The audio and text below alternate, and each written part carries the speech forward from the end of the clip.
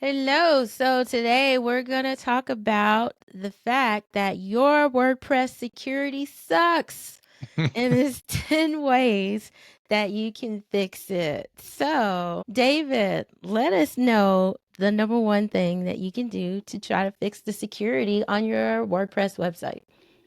Yeah, so let's first admit that first of all, WordPress is powering probably 40% of the internet.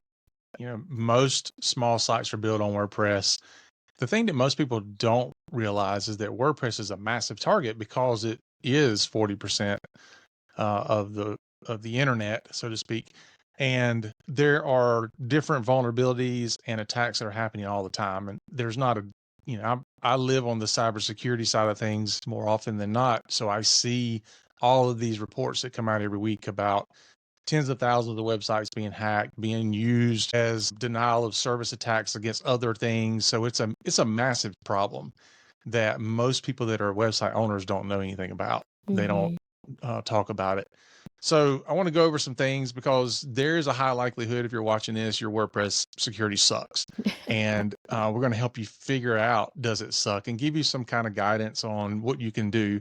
Some of these things are fairly easy. Some of them, depending on your technical skills, maybe not so much. But one of the things that you need to definitely do is make sure you keep WordPress up to date. And that's broken out into a few different things. So you have your what's called WordPress core. So the WordPress itself, make sure it's up to date. And a lot of these things are just really almost push button. Like there's an update, click the update button and let it do its thing. So pretty simple. The other thing is plugins. Again, plugins, most of the time, as long as they're coming through the WordPress repository, you're usually going to see a plugin update come in. You click update and it'll update. If you're getting them outside of that repository, though, it could be something that's more manual.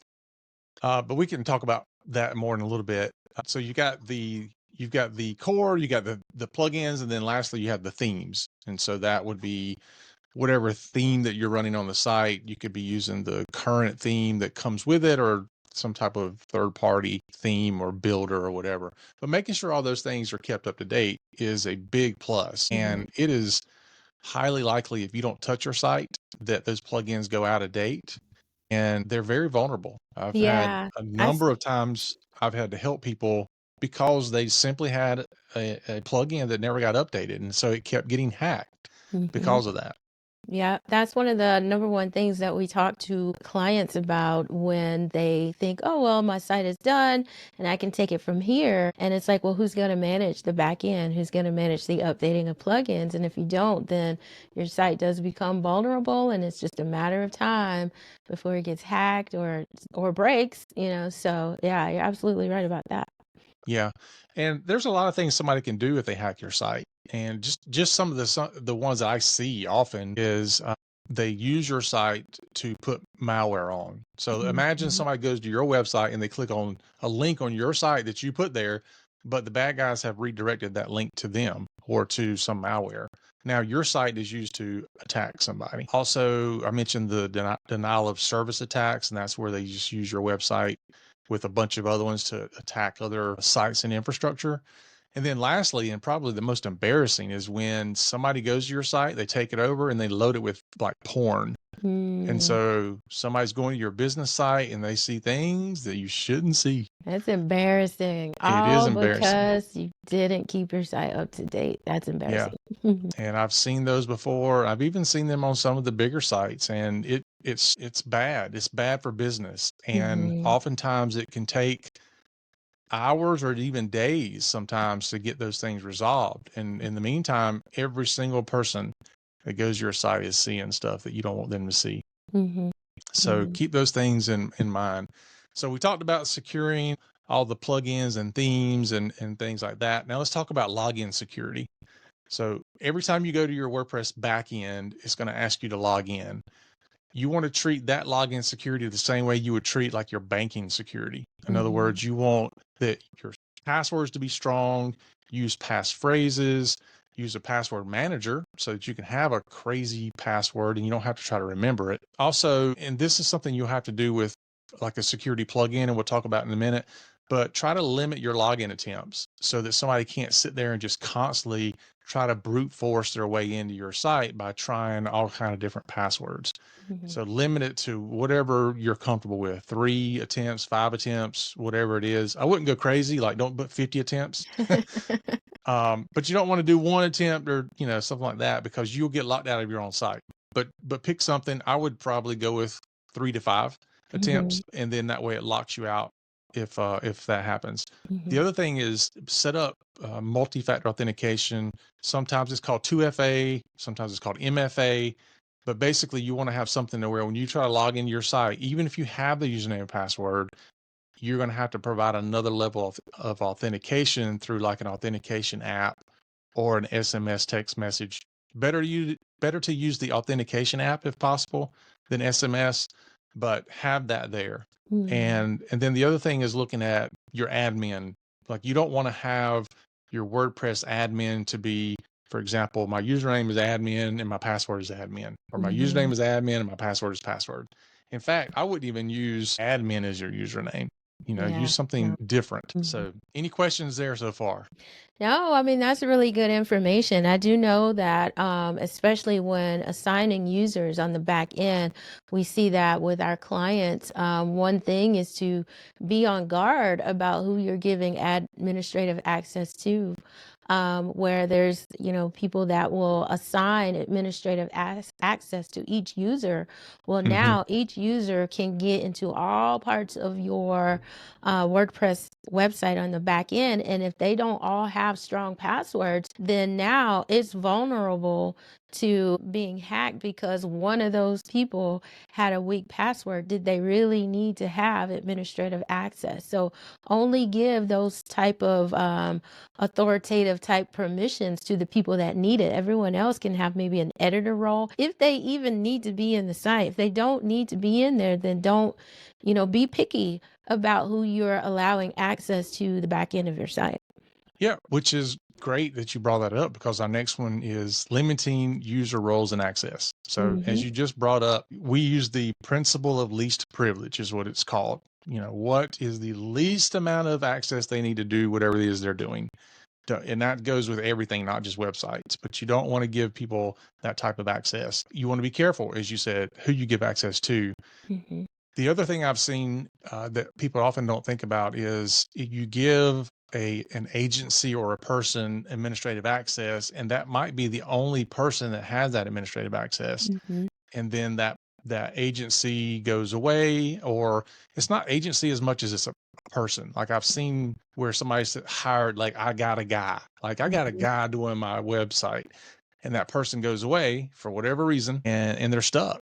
Like, they Mhm. can't get into the site. And I had a law firm years ago.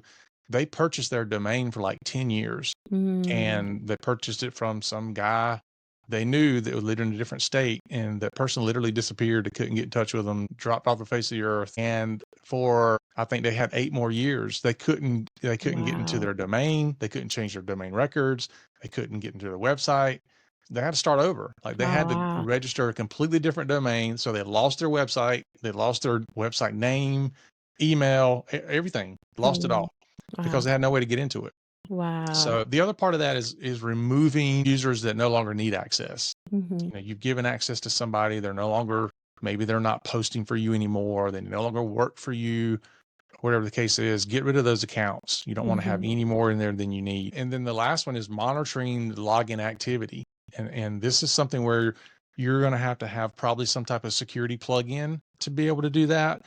But, do you even know if somebody's logging into your WordPress site? Do you have any way of knowing at all? Mhm. If you don't have some type of security plugin set up, you're not going to even know. You, Mhm. you can say all day long, my site works just fine. That doesn't tell you that it's not hacked. Mhm. People can Mhm. go in and sit there for months, and they can do things for months, and you have no way of knowing if you don't have a way of looking at that. Mhm. So owning a website is not passive. There's a lot of Right. active work that's involved.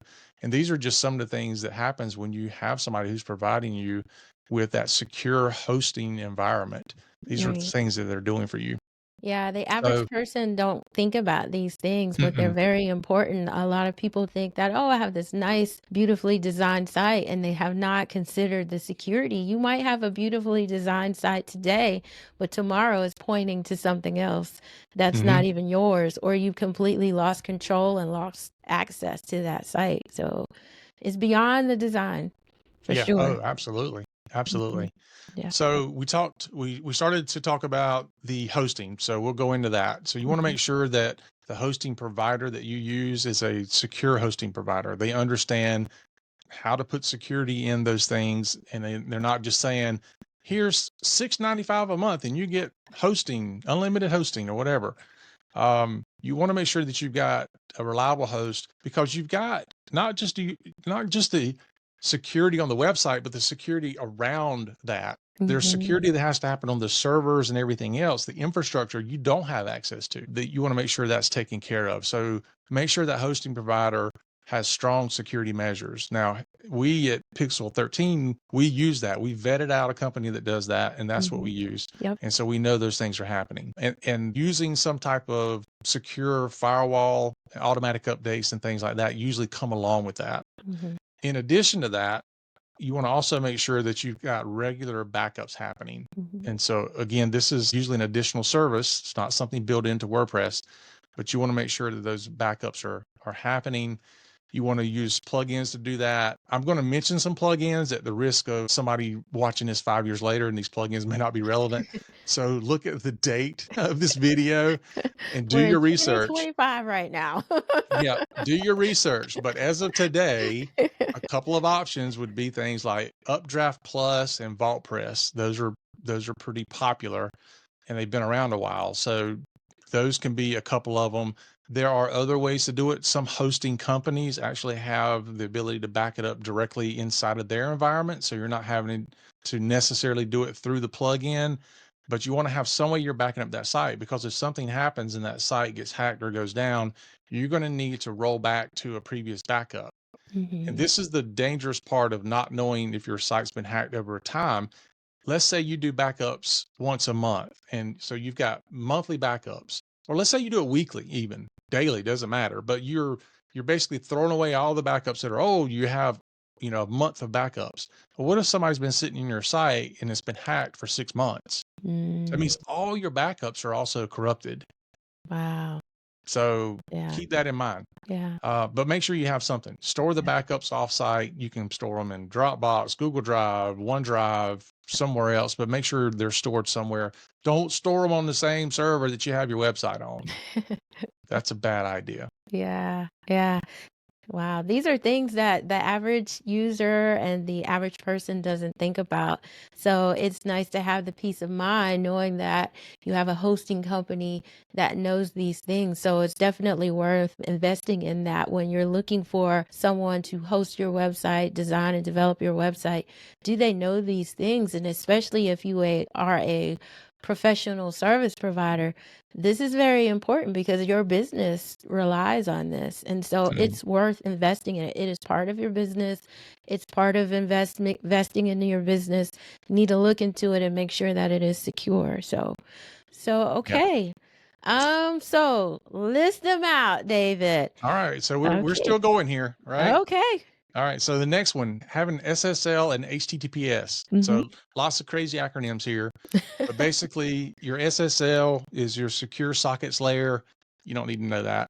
What you need to know is that you have to have what's called an SSL certificate that's on your site, so that when somebody goes to your site, it goes to the HTTPS, which stands for secure.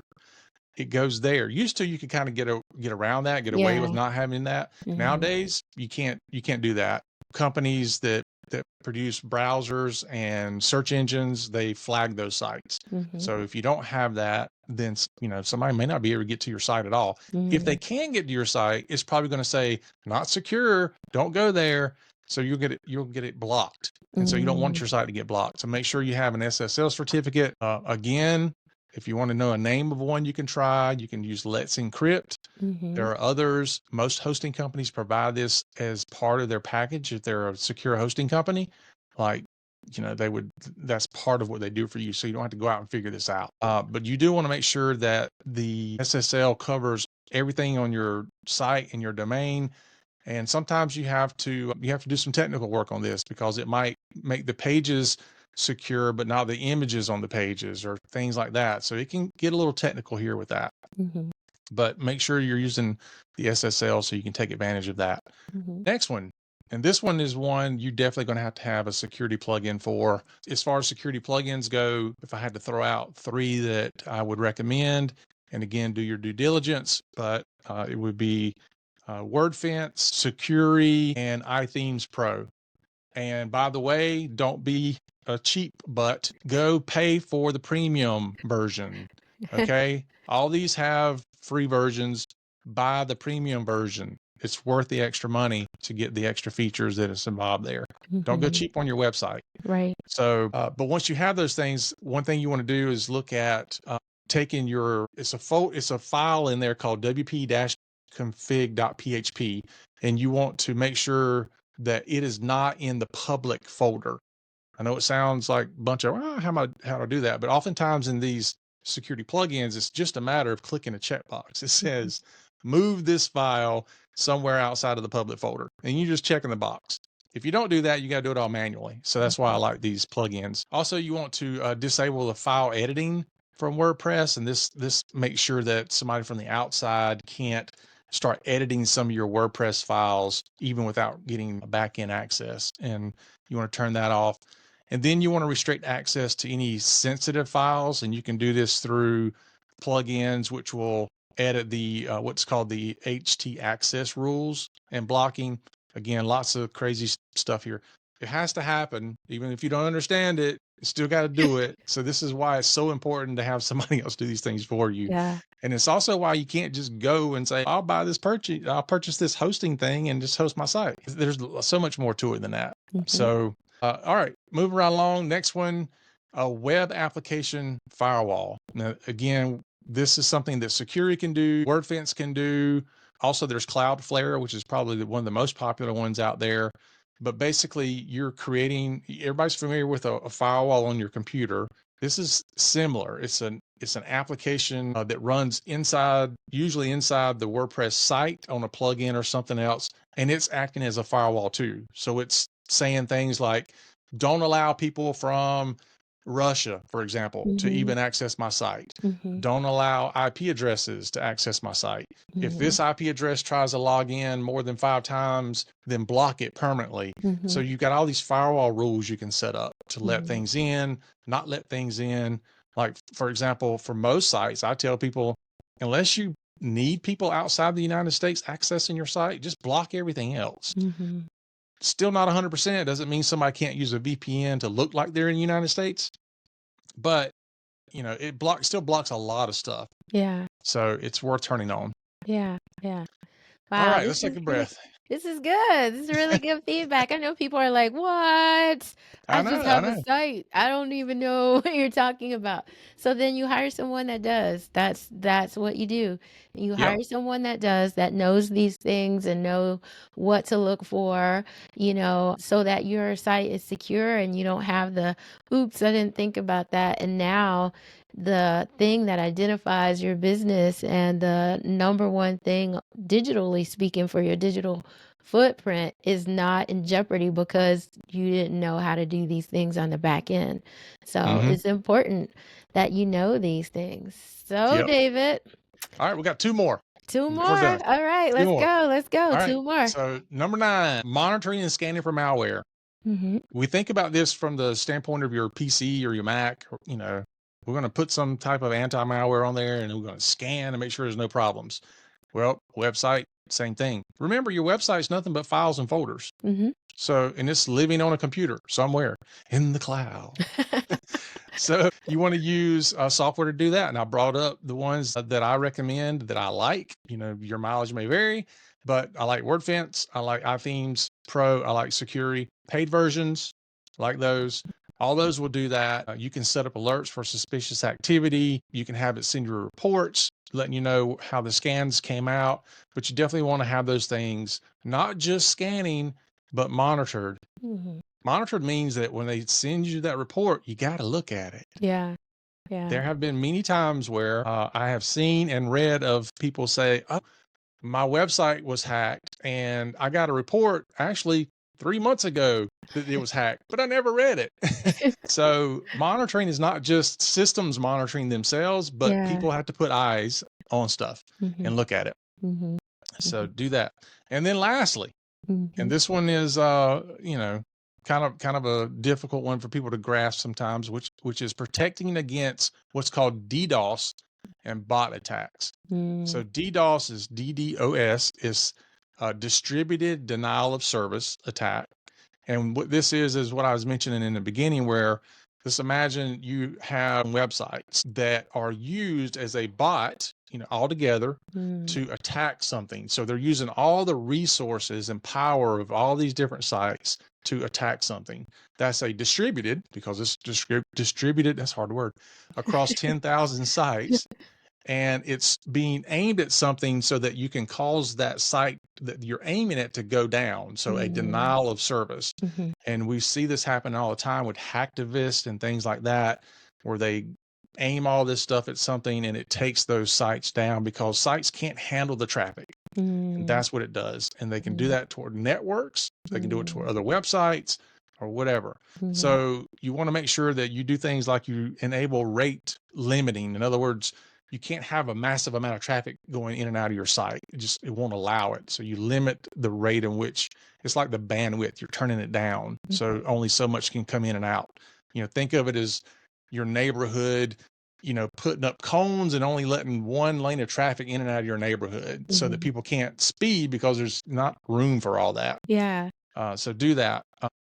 Using Cloudflare or other, like a CDN, which is what Cloudflare does, and it's a distributed network for your website. And what that does is it gives you the ability to have your website kind of statically saved in different areas. So if, think of it as, well, I can't get to my house going my normal route, but I have another way that I can get there because there's another road to get there. And that's kind of what these CDNs allow to happen. And so it protects you from DDoS in that regard. Mhm. Mhm. And then you got, blocking bad bots using the security plugin and those HT access rules. All that kind of plays into that. But basically, the thing is you don't want your website to be used to attack other people, because then Mm. you become part of the problem. Yeah. And if you're not securing your website properly, guess what? You're part of the problem. Yep. Yep. So there you have it. There's your 10 things that you need to do to properly and easily secure your website. Easily. Yeah. People watching like, "What?" Exactly. You need to get someone where this is easy for them to do. So Yeah. list them off, David. What are the top 10? The 10 that you just talked about. 10 things that you can do to keep your WordPress security from sucking. What can you do? Number 1. All right, so here we go in order. Let me get back on top of my list. Number one, keep your WordPress updated. So All your right. core, your themes, your plugins. Number two, choosing the secure plugins and themes. And we kind of skipped over this a little bit, but when you're purchasing like your themes and your plugins, be very careful that you're not purchasing them from somewhere that where you're going to buy a malicious plugin Yep. that gives somebody back in access. This is Mhm. why they say use the WordPress repository or use a reputable developer. Don't just go out there and just load anything on the back end of your website. Mhm. It can very easily cause your site to be hacked because you allowed that to happen. Yeah. All right, so that's number two. Number three, strengthen your login security. Number four, implement secure hosting and backups. Number five, use your SSL so that you can have Number six, secure that WP config and other core files. Number seven, set up a web application firewall. Number eight, monitor and scan for malware. Number nine, limit user roles and access. And then number 10, protect against DDoS and bot attacks. All right. Well, there you have it. 10 ways to secure your site and to keep your WordPress security from sucking. That's right. All right. Until next time. See ya.